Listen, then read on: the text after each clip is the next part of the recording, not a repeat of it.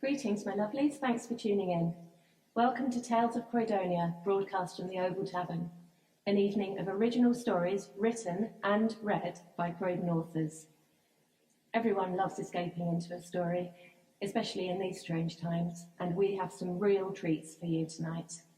Magical, uplifting, and written especially for this event. So, charge your glasses, cozy up, and enjoy. Our first story is by Charlotte Leonard. You may have seen her at Tales of Croydonia before, previously dressed as a pumpkin. She's also appeared in Twelfth Night at the Oval and a number of other productions in and around Croydon.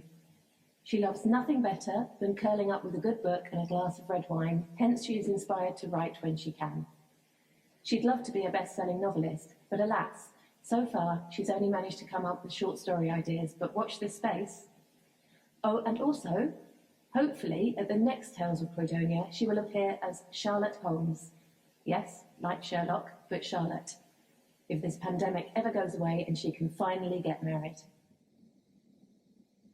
It was the lead up to Christmas, and all was absolute mayhem. Why? Well, because Father Christmas was heartbroken and refusing to leave his bed, let alone deliver presents to the world's children. The elves didn't know what to do. It was all the Easter Bunny and Tooth Fairy's fault that Father Christmas was in this state, so they couldn't turn to them for any help. Even though, since the start of time, when the world's children first started to believe in elves, Easter bunnies and fairies, the three groups had worked reasonably well together. Yes, there were the occasional disagreements over little things like why more funding was put into the National Elf Service than into new transport links for high-speed Tooth Fairy travel, a few online quite public Twitter spats, and more recently quite lengthy debates about whether the Easter bunnies were contributing to the ever-developing obesity problem by consistently delivering chocolate eggs to children every year. The elves didn't approve, although the fairies quite liked it, as the more chocolate consumed, the more teeth that fell out. But overall, the three groups had worked well together. But throughout 2020, things went very wrong. And before you ask, no, it wasn't to do with COVID-19. Luckily, they managed to escape the pandemic. We think because they'd always had such strict hygiene measures in place anyway, for the simple fact that they couldn't really risk Father Christmas coming down with something on Christmas Eve. Sorry kids, no presents this year as Father Christmas had to quarantine for 2 weeks. That wouldn't have gone down very well really, would it? Anyway, back to the reason things went wrong. Well, it's quite simple. It's the same reason wars have been started since the start of time. The same reason self-respecting humans take to their bed in despair sometimes. The same reason that awful film with Martine McCutcheon and Hugh Grant is everyone's favourite Christmas film. Love, actually. You see, the problem was that Father Christmas had fallen in love with the Tooth Fairy and, very sadly, she'd broken his heart. Oh, but what about Mrs. Christmas, or rather Mrs. Claus, as she's more widely known? Where was she whilst Father Christmas was having his heart broken by the Tooth Fairy? Well, to put it bluntly, she was having her needs satisfied elsewhere, and had been for a number of years. Father Christmas and herself had, what shall we say, an open relationship. I mean, don't forget, he was away travelling quite a lot. And that worked quite well generally for all involved. But unfortunately, when it comes to matters of the heart, there's no way of knowing what the future holds, and for Father Christmas, the future held heartbreak. So how did this come to be? I'll tell you. It was Christmas Eve, 2019, and Father Christmas was, of course, extremely busy. He'd done most of his rounds and delivered presents to children throughout the world. He'd just finished Europe, and he just had the good old UK to do. He was dreading how much longer travel between Europe and UK was going to take after the transition period, but for now at least, he and the reindeers could travel freely. But anyway, Christmas Eve 2019, and Father Christmas had reached London, Specifically, actually, Croydon. It has to be said, he always dreaded delivering to Croydon a little, as he wondered if people ever slept there. You understand that Father Christmas had to be as quick as possible so he didn't get spotted. But in Croydon, no matter what time he arrived, there were always people about. He had to admit, they always looked like they were having a jolly good time, so he always felt a little miffed that he couldn't join them. But that was the problem with being responsible for the happiness of the world's children. No time for a quick pint in Croydon's best-loved pub, the Oval Tavern. So anyway, here he was. He delivered his presents to most of Oval Road, and he just had one last house to do. He parked his sleigh nearby and told Rudolph and the boys to behave. They were always tempted to sneak off to the Oval for a pipe themselves, you see.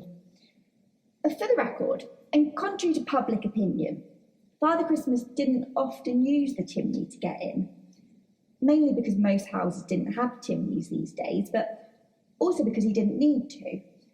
You see, Father Christmas and the National Health Service can make absolutely anything. Presents to make children cry with joy, a sleigh to travel round the world. So of course, he could easily make a master key to every house in the world. And that is what he did. So anyway, just before Father Christmas enters, he checked his list to see what children lived at the address. Oh yes, Jack and Rachel, delightful children. Although, oh no, that was it. He nearly walked in on their parents last year, enjoying some festive fun. Better be a bit more careful this year, Father Christmas thought. It's not like it didn't happen fairly often. It was a risk in his line of work, and people always seemed to be in the mood on Christmas Eve, but it was always rather embarrassing and best avoided. So, Father Christmas, using his master key, entered Jack and Rachel's house and started to slowly climb the stairs. He was really happy with the presents he'd got them this year. A pretty epic chessboard, actually, as in their letter to him, they said they'd been a bit obsessed with the Queen's Gambit and wanted to learn how to play chess. Father Christmas hadn't seen the Queen's Gambit, as he didn't get very good broadband in the North Pole, so Netflix wasn't really an option. Anyway, he tended to enjoy his downtime by watching films about himself. There were plenty to choose from, after all. Miracle on 34th Street, The Polar Express. He'd particularly enjoyed Bad Santa. But anyway, Jack and Rachel had asked for a chess set, and Father Christmas delivered it. But then it all went wrong.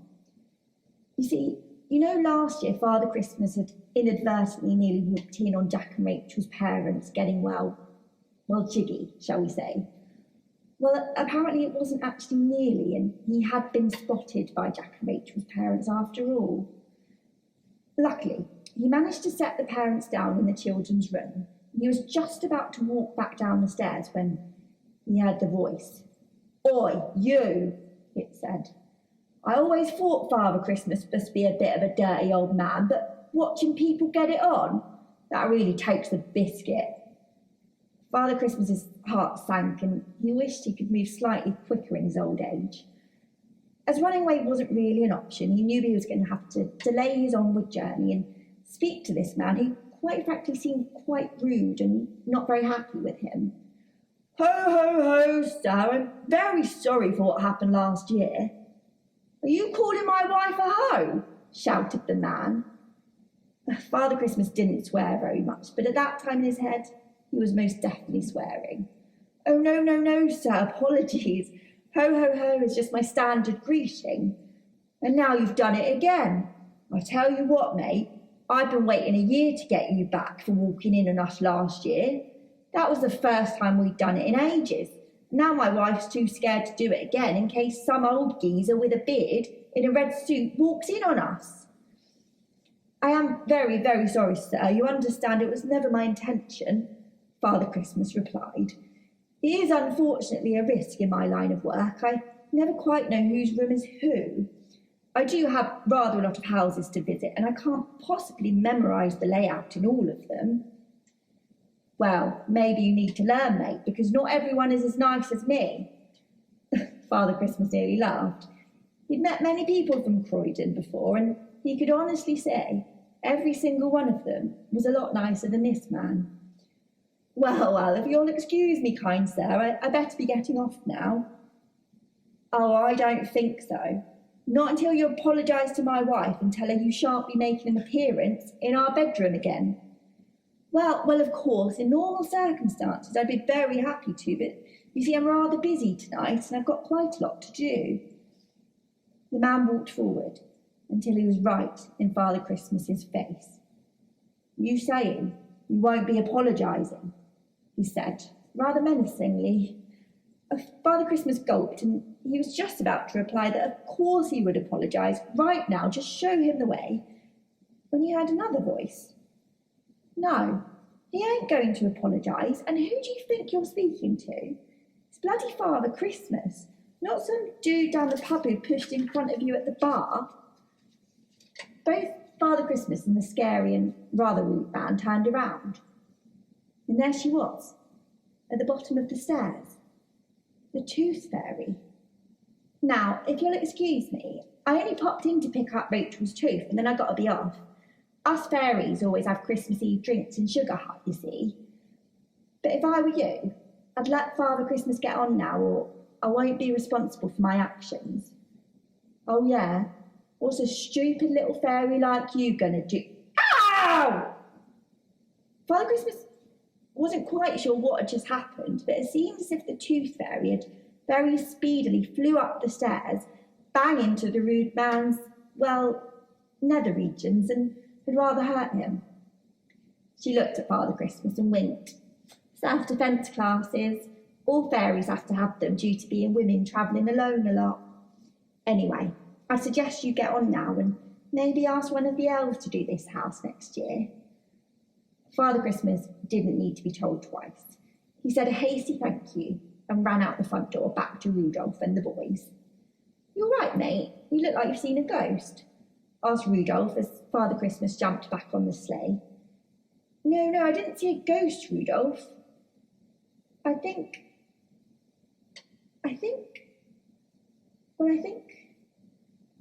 I'm in love. And in love he was, with the Tooth Fairy. He couldn't stop thinking about her all through finishing their present deliveries, all through Christmas Day, and for days after that. She was all he could think about. And it wasn't just because she saved him from the rude, scary man from Croydon. It was because, it was just her. She was incredible. For days, Father Christmas tried to work out exactly what it was about her that made him fall in love. I mean, she definitely had some downsides. A bit too much fake tan, for one. She looked like she just walked off the set of Towery.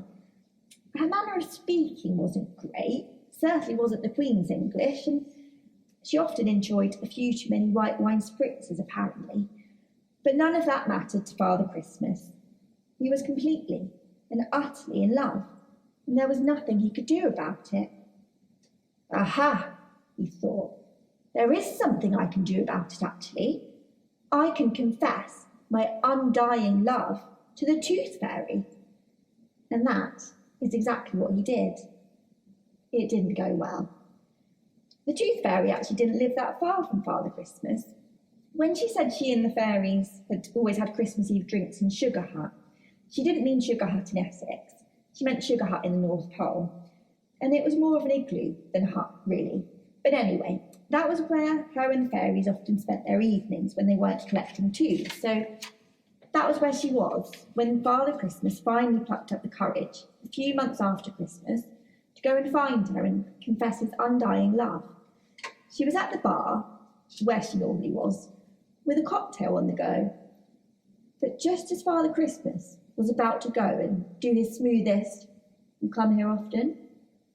he noticed that she wasn't alone. She was with, she was with the Easter Bunny. And quite clearly not just with him, she was with him. Before Father Christmas could look away, he saw them with their tongues down each other's throats. That flash git, thought Father Christmas as he trudged forlornly out of Sugar Hut. There was no love lost between Father Christmas and the Easter Bunny, you see. I suppose that's because the Easter Bunny was always a little jealous of Father Christmas's standing in the world. He seemed to get all the glory when really they did the same thing. Once a year, they delivered presents to children to make them happy. The Easter Bunny even put more thought into his, because he left eggs all over the house for children to find. Father Christmas just dropped one present off and legged it. The Easter Bunny could often be found mouthing off about the number of films made about Father Christmas compared to the number of films made about the Easter Bunny. It's a bloody joke, really. He was from somewhere up north, you see. But anyway, there had always been tension between the two, and this turn of events was not likely to help. God's sake, thought Father Christmas as he got back in the sleigh for the long journey home. They'll probably be at it like rabbits tonight. And that was really where it all went wrong. When Father Christmas got home that night, he went straight to bed, and well, he didn't really emerge from his bed for most of the rest of the year, apart from occasionally to eat something and to pee. But it was very occasionally, and the elves were worried about how much weight he was losing. Skinny Father Christmas wouldn't do at all. In fact, the elves were very worried about a lot of things, but as December started to approach and Father Christmas's broken heart didn't seem to be improving, they were really panicking. If Father Christmas didn't get his act together soon, no children would be getting presents this year. And let's face it, after the year they'd had in 2020, they really needed some presents. So the elves called a meeting in the House of Christmas to debate the issue, but no one was sure what to do. Of course, the elves continued to make presents, but there was just no guarantee that Father Christmas would deliver them, and no one seemed to be able to come up with a single idea to save Christmas. Until someone did. An elf called Robin. And yes, he did look rather bird-like, but no, he was actually an elf. And more importantly, he was the elf in charge of Father Christmas's brand, PR, and social media. I've got it, Robin exclaimed one day. I've got it. We start a hashtag. Robin ran back to the House of Christmas and quickly told all the other elves his idea. It's quite simple, really. We need to cheer up Father Christmas, right? Well, surely the way to do that is for everyone, and especially the children, to tell Father Christmas what Christmas means to them and why he needs to cheer up. And the quickest and the best way for them to do that would be on Twitter with the hashtag #CheerUpSanta. This could be great, guys. Not only will it cheer up Father Christmas and save Christmas, it will also greatly increase our follower count. And with that, the wheels were in motion. The communications team's elves got in touch with all the papers, who quickly ran headlines such as Sad Santa and Santa's Sad.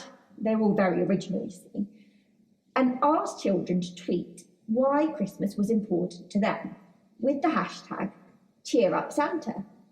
And the best thing is, it worked. The elves waited until the hashtag #CheerUpSanta was trending the day before Christmas Eve, before they showed Father Christmas. But then Robin walked into his room, where Father Christmas was sadly watching Love Actually for the 50th time.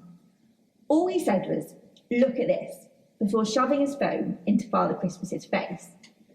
And Father Christmas did look, and what he saw, and what he read, well, his heart, which had felt battered and bruised, suddenly felt full again, and he knew he needed to save Christmas. What did he read, you ask? Well, just a few examples. Sarah, aged 5, tweeted, "Christmas is my favourite time of year. It's magical, and I especially like all the presents I get. So please, hashtag #CheerUpSanta. Tommy, aged 8, wrote, "Sometimes my parents argue, but on Christmas they make an effort to like each other. So please, cheer up, Santa."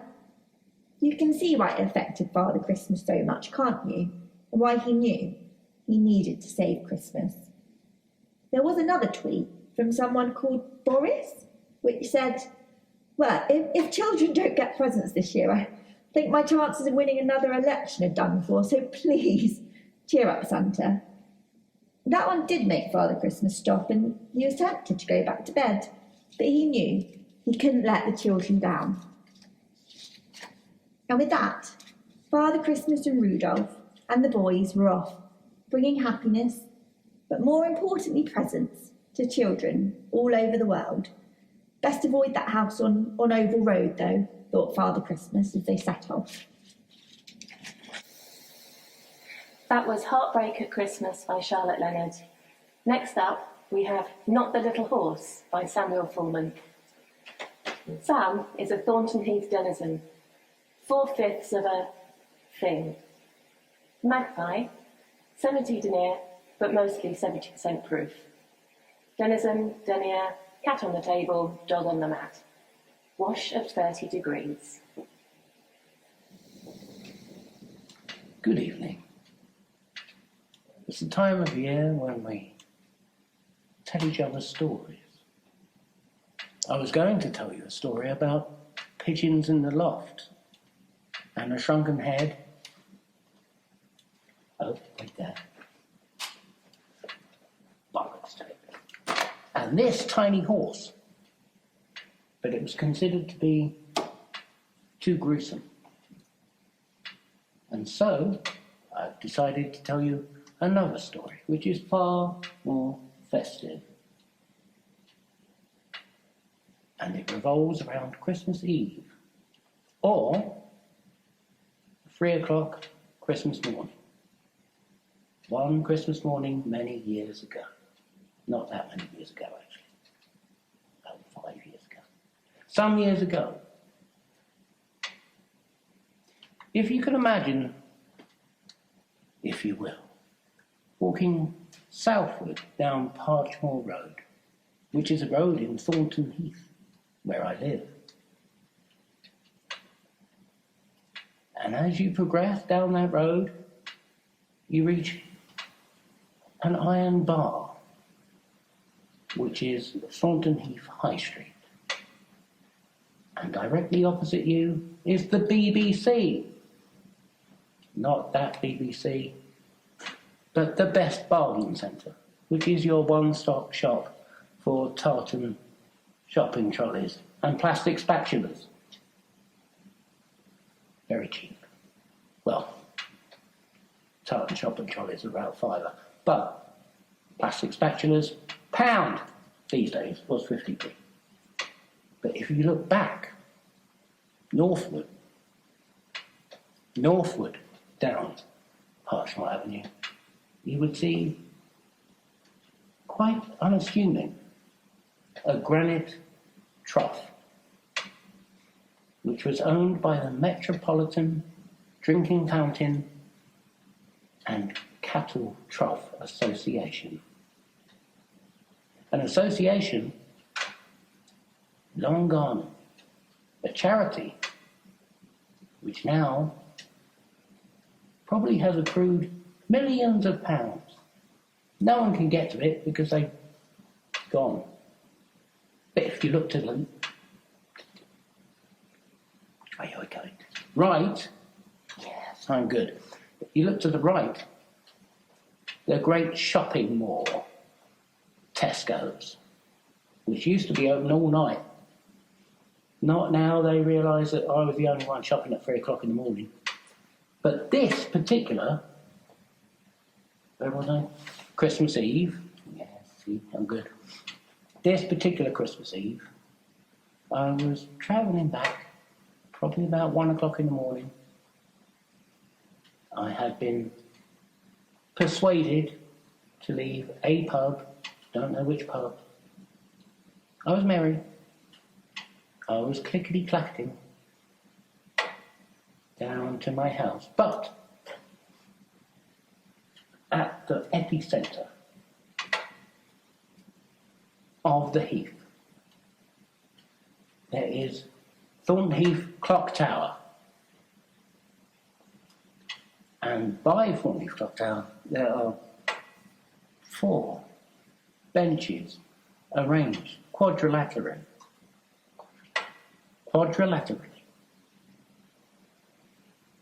for purposes mainly of the Booze Hound Book Club to accumulate there. A very honest book club, because they don't read the book and they don't take the book with them, they just argue and drink. They weren't there at this point. And I got there and I sat opposite the magnificent edifice of the clock tower, which as a child I believed to be Big Ben. I know that's the bell now, but in the old days it was just called the clock tower. It's got a little green door, and I always imagined that underneath, in a windy staircase at the bottom, there was either the River Alf or race of gnomes, something like this. It was mystical to me. I know that South Norwood has another one, but South Norwood. This was our clock tower. This was the clock tower that the 159, one of the original route masters, used to slingshot out of, and I could get from Fulton Heath to Trafalgar Square. Fulton Heath to Trafalgar Square, 2 T's. Excellent. On this particular night, morning, who knows, I was sat upon the bench and pontificating in my head about my life. The evening was crystalline. The moon hung droplets through the fog. There was fog. Did I mention that? There's fog. And as I nearly dripped into sleep, I could hear a psh, psh. There was a man. There was a man rounding the corner by that shopping disaster, and he was coming to the clock tower, and I could hear keys jangling in his pocket, and I could see his scrubby beard and his scraggy head, and I thought, this is a sign. And he jumbled in his pocket and pulled out a great big key. I thought, oh my God, this is one of these Christmas carol type things. He's going to show me something. And I got off from the bench, stumbling, because I was woozy. And I went up to him and I said, are you going to show me what's in there? And he looked at me with his steely eye, and he placed a bony finger on my shoulder and said, no, you prick, I'm the man that turns the clock. But you can come in. So he opened the door, and I went in. And the whole of the clock interior could not be much more than this elegant carpet space thing here. I said, this isn't going to be one of those Christmas carol type things. He said, no, well, maybe yes, because there are only 7 plots, you know that, don't you? But if you duck your head On the other side, there's another door. And I said, really? Okay. So, got out another set of keys and opened the other door. I went out. For a moment, I thought, is this different? No, this isn't different. This is the same thing. He said, don't you see that the colours are a bit brighter? Don't you see that the air is a bit clearer? Don't you see that everything is a little bit better? And I said, not really. He said, well, take a look at the cop shop. So I took a look at the cop shop, and it was the Prince of Wales, which was the pub that it was before the cop shop.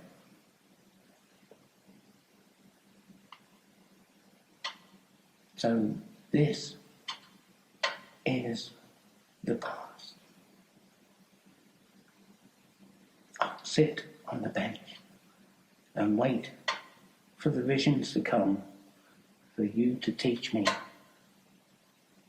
about how I learn, about how I must be. And then,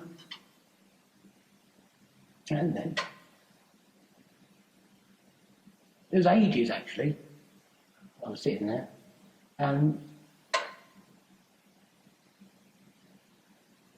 then the click, clack, click, clack, click, clack, as it echoes in a cool, still night, when high heels click and clack, ringing. I thought, so you brought me here because this was obviously my first love. And round the corner came, who is that? What are they wearing? He looked like a fool. Looked closer. And I did. And it was me. Looking like a bird.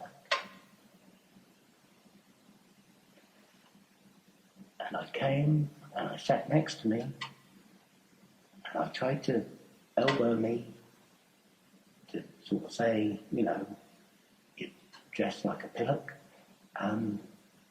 He said, he can't hear you, he can't, that's you, but he can't hear or see you. And I said, that's rubbish.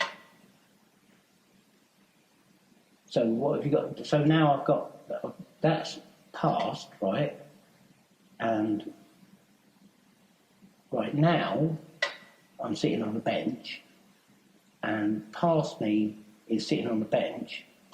If I go, now, is it just going to be me sitting on a bench? And he said, yeah, kind of. I went, well, I don't want to see that. What about future? And he said, well, it's kind of that. Are there any good bits? Not so much.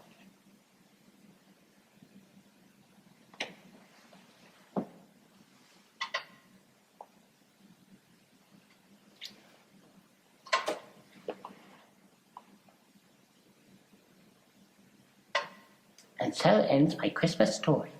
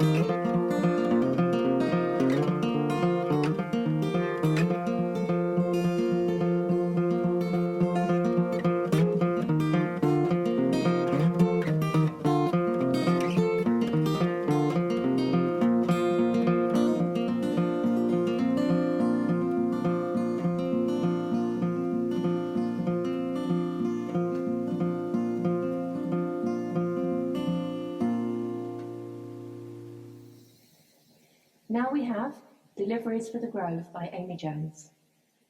Amy Jones can usually be found with a cat on her lap and her head in a book. She's been making up stories since she was able to. She's a returning writer to Tales of Croydonia, but this is her first time reading. 3 Deliveries for the Grove. It was a pretty chilly afternoon. The grey sky hadn't even tried to brighten up today. It was close to the end of Jo's rounds and she was ready to go home, maybe stick the bake-off on. She thought the final was soon, but she wasn't sure if it was tonight or not. Next on her rounds was a few parcels and packages on Park Hill Road. That road was always kind of annoying. Lots of one side of it was all grass and no houses, so it was lots of short stops and starts in the van all the way up the road, or one really long walk and then another one on the way back down. I believe in miracles, the radio sang, since she came along.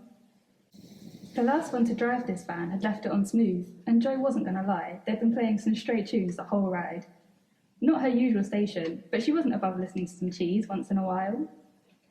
She pulled over on the left and jumped out, heading to the back to grab a few parcels. She dropped 2 ASOS packages off at number 35, and some sort of chunky but light box at number 70. The next parcel was tiny, only the size of her palm, and addressed to the Grove. Jo sighed.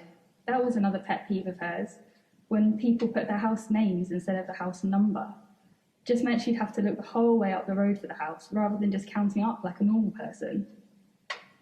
She set off back in the van to find the Grove. She thought it would be quite big, with a fancy name like that. Maybe a couple of trees in the front, but wouldn't actually look posh. Jo had found that a lot of her deliveries to houses with names usually ended up being delivered to little terraces with big attitudes. For God's sake, she muttered on the second trip up the road, where is this house? With a groan, Jo realised she'd have to get out and have a look on foot. It was a long road as well. It took like 10 minutes to walk up it. She set off. At least the parcel wasn't that big. When she reached halfway up the road, she could swear down that barely any of the houses even had names here. And the ones that did had, like, standard house names. Like Ivy Cottage, didn't have any ivy and wasn't a cottage. Church View, yeah, all right, they'd given that one, it was kind of near the church. Or Quiet Haven, on a busy bus route, yeah, right. She was really tempted to get back in the van and give this job up for another unlucky driver. But then she spotted the gate set into some trees on what she guessed was just the grass verge that separated the back of the estate from the road. It was a tall metal gate with swirly bits of iron, a bit overgrown at some parts, and the black paint was cracking off. But there it was, a little sign, handwritten in some curly handwriting on a bit of cardboard. Deliveries for the Grove here. Finally, Jo said, pushing the stiff gate open and walking into a little wooded area. It was quite overgrown, like the gate had been, and much darker than the street. The thick branches overhead blocked out the last of the gloomy winter light. The path was more like a few bare patches of dried out soil that had joined together. The rest of the ground was covered in reaching fingers of shiny ivy. There was a few bends in the path which snaked off in a vaguely diagonal way. Jo followed it, looking for the house. The front garden of this house was much bigger than she expected it to be from the road. She thought it was just a little clump of trees at first. It was well hidden too. She couldn't even see it a little bit through the leaves. Ah, mortal, you have brought me an offering, a croaky old voice cried out. The voice belonged to an old white guy with a long greyish beard. He hopped out from behind a tree and stared with deep, dark eyes at Jo, who jumped a bit. Yeah, whatever, said Jo. Parcel for Ambrose Elfwin? You've got to sign for this. Shh, the old man said, glancing at her with pure malice. Names have power even in this place. You mustn't say them out loud. Look, mate, did you order this or not? Jo was low on patience, and she just wanted to get home to start her jacket potato. She was hungry, and it would take a while to cook. Please just sign the pad. Ambrose hobbled closer and looked at Jo's tracking pad with suspicious eyes. He reached out one bony old finger and poked the screen with a ragged yellow nail. No, you've got to... Joe said, about to explain how to sign, when the cheerful little ding to show the signature had been recognised sounded. The screen seemed to glow a gold colour for a moment in the dim garden. Okay, here you... The old man snatched the package from her and ran away behind the trees. You're welcome, Jo said under her breath. What a creep. She turned to go back to the road. The trees were even more confusingly thick now. She couldn't even hear the road, and the buses rocketed up that hill usually. She walked back along the path the way she came, but it took a weirdly long time to get out of the old man's front garden. When she emerged onto the pavement again, it was nearly fully dark. She looked at the time on her phone. It was much later than she thought. She rolled her eyes and took off her cap to scratch at her scalp, annoyed, and put it back as it was, backwards of course. She might listen to Chief, but she was still cool, yeah? She got back to the van and drove off to the next delivery. Hopefully this one was smoother than the last. Could it be magic? Now? Now? Take that, asked urgently as Jo drove round the corner. Maybe a little fast, but she was in a hurry, all right? She had like 13 drops along the road this time. People had realised it was Christmas at last, and they were rinsing the online shops this year. Couldn't blame them, Jo thought. She didn't really want to head out to the high street, not right now. Not just to be coughed on by some snotty kid. No thanks. Could this be the magic at last? Okay, yeah, so she kept the radio station on cheese every now and then over the last few weeks.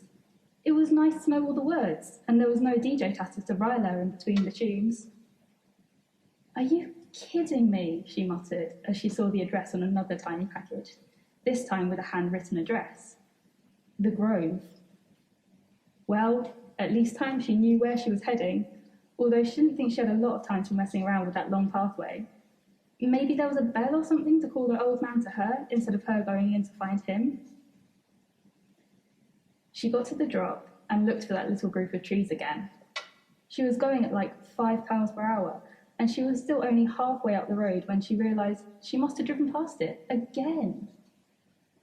Can't believe this, Jo grumbled. Just ridiculous, man. There wasn't a bell at the gate, of course. The same bit of cardboard was still there somehow. It hadn't got wet or ripped or anything. She pushed open the metal gate again and went in with the little parcel. This one was squishy and soft, and wrapped in some soft, flowery pattern paper. The address looked like old lady handwriting. Hello? Jo called out this time as she walked down the earthen path. Package? There was no answer. She felt a little shiver pass up her spine as she walked on. Are you there, mister? She squinted at the tiny old person writing in the dim light. Ambrosia Elfling? She said loudly, trying to squash down her nervousness. It was just an old man with a weird garden. What do you summon me for, child of earth? The old man's voice echoed in the dark. Jesus, sir! Jo shouted as he materialised out of the gloom right behind her. Do you hide on purpose, man? What is it you seek? The old man boomed. He seemed more solid this time. Less frail, Jo guessed, and it seemed like he'd used conditioner on his beard or something. It was a bit less raggedy. He was right up close to Jo, examining her. Dude, Jo said, taking a step back. 2 meters. She held out the parcel to him. Package. Ah, yes. Mary never did forget the old ways, the old man mused to himself. Strange she's sending missives, though. She must be rather old now, I suppose, he asked Jo. Yeah, I guess, she said. Handwriting looks like she is, anyway. A thought occurred to her. Hey, are you all right to get your shopping? Not isolating up here, are you? Oh, I have been isolated up here for a long, long time, the old man said, studying Jo with his shiny dark eyes. Ever since they put in that iron gate over there. But I retain power with every offering left. Right, sick one, said Jo, and started walking back to the road. Bye then. She found her way out easier this time, although it was still much longer to the road than she would have expected. When she got to the van, there was a ticket on it. Come on, really? The third delivery was in the week leading up to Christmas. Jo did quite like the rounds on Christmas week. Most people were pretty cheery, and the deliveries were either presents for them or stuff that they bought for others. There was a lovely feeling of excitement, and as long as she kept off most of the main roads, she could avoid most of the mental traffic as well. The radio was earnestly explaining that it was the most wonderful time of the year as she pulled up on the side of Park Hill Road again. She thought she had the hang of this Grove address now. She was going to start walking to it instead of trying to find it in the van. No time to waste today. She and a lot of the guys were on double shifts this week to try and get all the drops done. There were just too many. There'll be scary ghost stories and tales of the glories. Andy Williams just abruptly cut off as Jo turned off the engine. She got out, got the parcel for the old man, which was pretty heavy this time, and it sloshed as she walked with it. Nice bottle or something, she thought. Expensive too, judging by the packaging, a rich blue box with a subtle logo on the edge. The gate was freezing to the touch as she opened it. Jo wished she brought her gloves. No time to grab them though. She was doing drops all the way through Sandilands this afternoon, and she could not afford to take as long as she did the last 2 times. She felt like she'd lost hours of her life to this weird address, and she'd got a talking to about it from Andre. And it was well weird. When she tried to explain that the delivery she'd made to the address had just taken a long time, he hadn't been able to find a record of it on the system, even though she knew that Anderson fella had signed for it on the first one. Take your break on your break, Andrea told her in his whinging voice. And don't try this excuse again. We literally track the parcels, Jo. And that's why she was trotting along the patchy path, much faster this time. It was bitterly cold, and she looked down in shock. There was a layer of snow on the ground. Thrice you have entered this place, the old man intoned, from a spot a few metres ahead of her. Thrice you have come, and thrice you have bore gifts. Yeah, bruv, that's my job, Jo said cheerfully. She stamped her feet a little on the hardened ground. Her kicks were not standing up to this unexpected snow. You have someone that likes you. This stuff looks fancy. She held the posh box up a little. Ah, yes, that will be Thomas. He always did leave me a tipple on Midwinter's Eve. Strange that he might send you with it, though, rather than bring it himself. A friend is that, Jo said as she handed over the box and held out the pad for him to sign. He reached out and touched it again, and she watched intently to check he actually did sign it. She hoped the machine might actually recognise his signature this time. A friend, a follower, the old man murmured absent-mindedly, looking at the box. I haven't seen any of them in such a long time. He looked up at Jo. What is going on out there, child? This place has been so empty for many moons. Not a soul passes me these days. Jo felt a pang of sympathy for the old man. He mustn't have been able to leave in months if he hadn't heard anything. Well, we can see our families on Wednesday, she said with a smile. Ah, the man said, clearly confused. Yes, family is important. Right, I've got a... Jo gestured over her shoulder and started walking backwards to the road. But before she got too far, the old man called out again.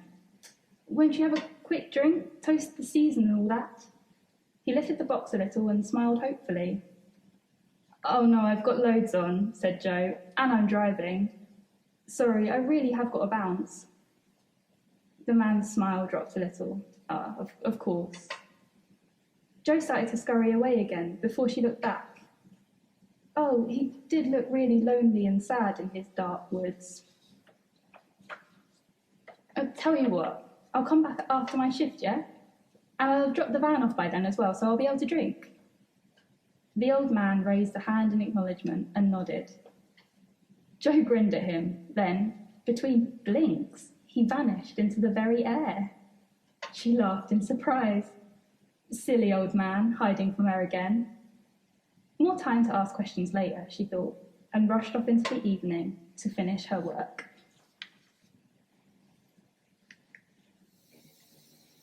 To end our evening, we have Ratty McTatty by Jonathon Cripps. John was born and raised in Croydon alongside successive cats, Orville, Ginger, Claude, and now Faustus. He's a writer and musician with a soft spot for the Cronks, despite his repeated attempts to leave, and, as he hopes his story demonstrates, really hopes everyone has a loving, safe and festive Christmas. Ratty McTatty, the Christmas Cat. 'Twas the night before Christmas, and all through the house not a creature was stirring, not even a mouse. This bothered Ratty in a number of ways. He hadn't slunk through a loose back door in days, and what with mice being his favoured repast, with no cat food in sight, he might have to fast. The goodwill with which he got by day to day had dwindled and ebbed, all but leaked away. Doors had been bolted, shop windows shuttered up, and the meagre fare gone on which once he would sup. The year had been cruel, much crueler than most, crueler even than April in T.S. Eliot's Toast. And while we're on Eliot, let's get one thing straight. Stray cats are not jellicle, so please don't equate our hero Ratty McTatty with one of those twats who prances around in that harrowing show, Cats. No, Ratty's a hardened piece of the Cronks, which is obviously London's equivalent Bronx. The notch on his ear he got on George Street after scrapping for Wetherspoon's discarded meat, and the chunk that was chomped from the end of his tail was thanks to a Rottweiler down in Forestdale. The winter drew in with gusting and bluster, and Ratty drew on all the strength he could muster. He'd seen it all change from that time long ago when families mingled come rain or come snow, and his trips round the houses were guaranteed to yield at least some affection and maybe a meal. He cast his mind to life way back then, when doors were left open and he just wandered in, when he was stroked and invited to jump up on laps and no one had dreamed of government test and trace apps, when jubilant kids left out bowls of trimmed fat to tempt in this dishevelled neighbourhood cat, and willingly into their snare he would tumble, knowing that into their arms he'd be bundled and march down the street to the houses of friends. He didn't much mind that such journeys portend being prodded and jabbed under auspice of care. He was just glad of his every chance to be there. It meant he enjoyed the sacred warmth of touch. For him it was everything, though it wasn't very much. And the joy that it brought those showing their love was an enduring wonder, and it was enough. Then there were all the old folks in the home whom he liked to think he'd helped feel less alone.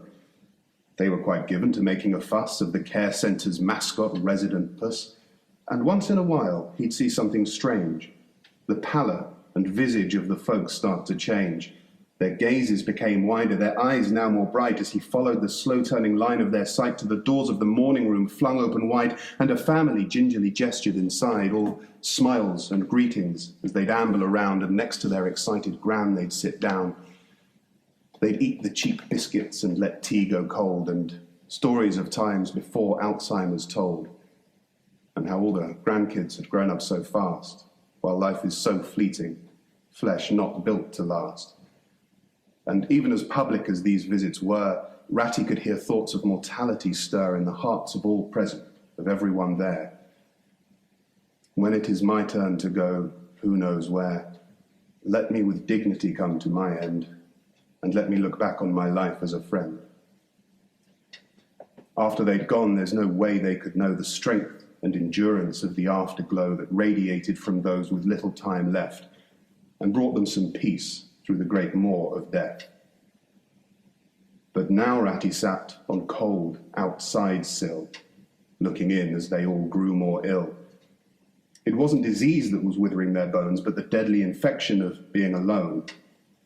And as the care staff hung up Christmas lights and framed frames with tinsel and frosted them white, Ratty thought hard about what they would do. After all, he thought, they had families too. Maybe they'd all grown accustomed to Mum helping others instead while they had the fun, but never before was there danger in tow as she stepped in from work flecked with fake festive snow. His life was kept going by those who were able to provide with surplus the food for their table, but unlike any of his previous 6 years, this bounty was becoming frayed with dark fears. Even those who before could comfortably host a feral stray cat with offcuts of toast were furnishing their plates thanks to charity now, waiting meekly in lines neath the food bank's prow, and what they could gather and what they could share was equally divided amongst everyone there. Maybe they could just about keep walls from doors, but nothing was left to give those who had pause.